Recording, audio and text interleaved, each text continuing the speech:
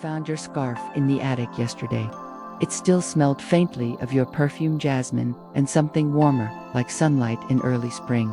The colors had faded, the fringe was frayed, but the second my fingers brushed its threads, I felt 17 again, standing at your doorstep, heart pounding, hoping you'd smile the way you always did, half mischief, half melancholy. You never knew, I never told you.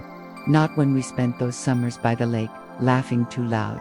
Not when we sat on the rooftop counting falling stars. Not when you held my hand at your mother's funeral and didn't let go for hours. You always seemed to know everything, but not this. Maybe you did know. Maybe you were waiting for me to say it, and I didn't. I couldn't, and now, I'm writing to the absence you left behind. When your sister called me that morning, her voice was hollow, like the words had been drained of sound. "There was an accident," she said. "That's all it took." I dropped the phone. I don't remember how I got to your house. I only remember the smell of lilies, the sound of a door closing, the silence in your room. They said you died instantly, that it was quick, that you didn't feel a thing, but I did. It's been 3 years, 3 years of birthdays without candles, of songs that skip my breath when your favorite part comes on, of half-written messages I type and delete, of dreams where you're still here, sometimes laughing, sometimes angry, always turning away.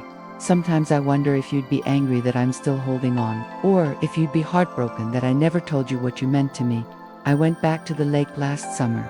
Remember that cabin? The one with the creaky porch swing and the broken radio that only played sad country songs? It's still there. I brought your favorite book, Wuthering Heights, though I always teased you for liking such a dramatic love story. I opened it to the page you'd dog-eared and found a note in your handwriting. Maybe love isn't always loud. Maybe it's just the silence between two people who understand. I sat by the shore that night, watching the water reflect the stars, and I thought if I spoke the words now, would they still reach you? I whispered your name. No echo came back, but something shifted in the air, like the lake exhaled. I loved you. Not with fireworks or symphonies or grand declarations, but with small things. I loved the way you bit your lip when you read, the way your voice went quiet when you were scared, the way you looked at people like you saw the story behind their eyes. I loved you when you danced in the rain and dragged me into it, when you cried watching that stupid commercial, when you told me you were scared of dying alone. You didn't. You died with my heart still holding you, and I never said a word. This is the letter I never sent. I wrote it 1,000 times in my head, in notebooks I later burned, in dreams I never admitted having, but here it is now. Dear you, I miss you in ways I can't say without unraveling. I miss the conversations we never had, the quiet understanding we shared, the nights I wanted to hold your hand but didn't. I loved you. I still do. I don't expect answers. I don't need forgiveness. I just wanted you to know, if love is energy, and energy never dies, then somewhere somehow you must feel this. I hope it brings you peace. Love, me.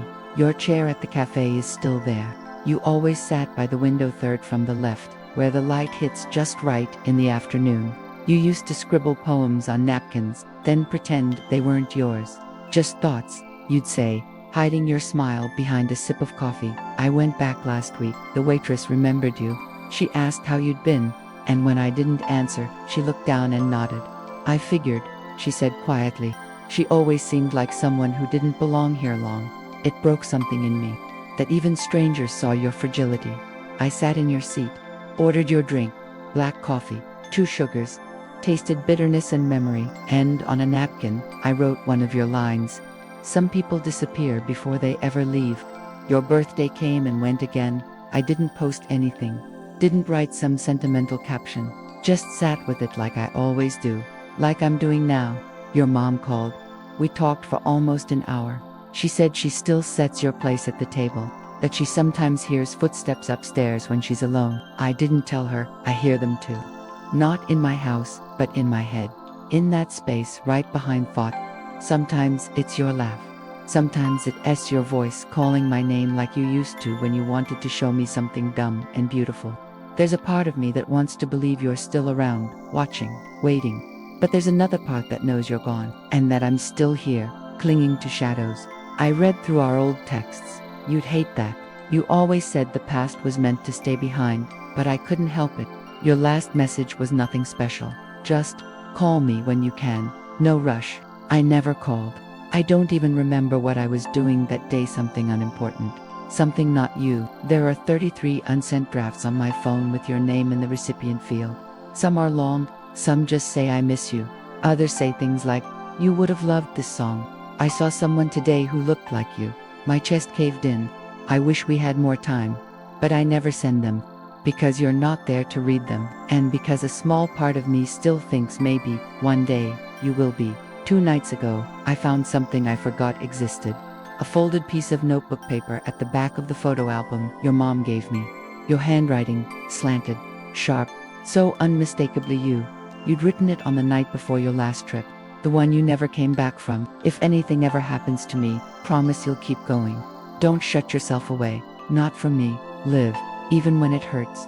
Especially then. I cried reading it. Because you knew. You always knew things before anyone else. You knew I'd build a wall of silence around your absence. You knew I'd stop writing, stop laughing, stop living. But I'm trying. This letter, these words, they're part of that. A way back to the world. A way to carry you forward. Not just behind me. I took your ashes to the ocean. Did I tell you that? You always said you wanted to see the Pacific. Not in pictures, in person. So I went. Alone. I stood at the edge of the water, the wind stealing my breath. I opened the urn. I whispered everything I'd never said. And I let you go. You disappeared into the tide like you were always part of it. And for the first time in years, I felt still, not healed, not whole, but real. I walked back to the car barefoot. Waves licking at my heels, pulling away what was left of the weight. Sometimes you visit me in dreams. Not as a ghost. Not as a memory.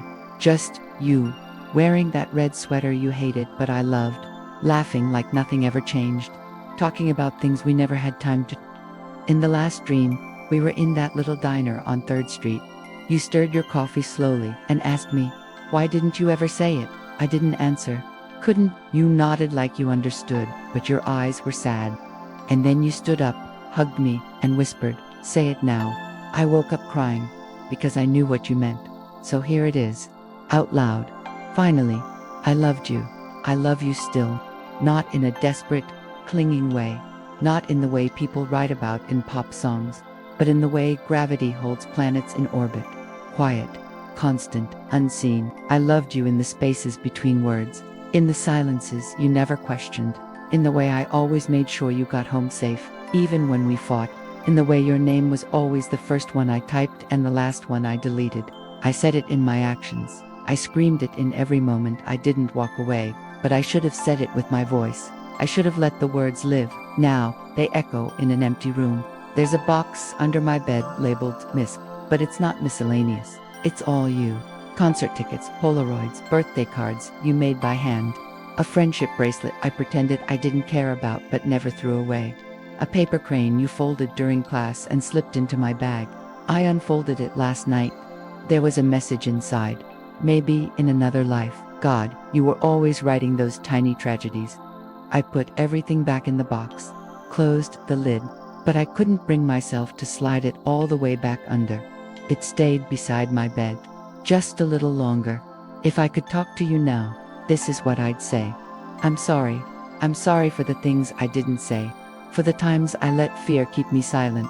For not noticing how tired you were behind the smiles. I forgive you, too. For leaving without warning. For haunting every quiet place I walk into. For being the echo that follows my every thought. You'd probably roll your eyes and say, God, don't get all poetic on me. But I think you'd smile, too. The real kind. The kind that meant, I heard you. Grief never really ends. It just changes shape. It becomes a drawer you stop opening every day. A song you can finally listen to without crying. A birthday you remember with a soft ache. Not a sharp one. I still miss you. But now, I carry you differently. Not like a wound. More like a scar that doesn't hurt anymore. Just reminds me, I once felt something real. And maybe that's what this letter really is. Not a confession. Not an apology. Just a different kind of goodbye. One where I finally walk forward, without leaving you behind. I printed this letter, folded it carefully, took it to your grave. The sky was overcast. Windy. Just how you liked it. I sat there for a long time, said nothing, just let the words I never spoke rest there on the grass, between your name and the dates that never should have been carved in stone so soon. I left the letter under a stone, walked away. I didn't look back, because I finally said everything, and somehow that felt like love.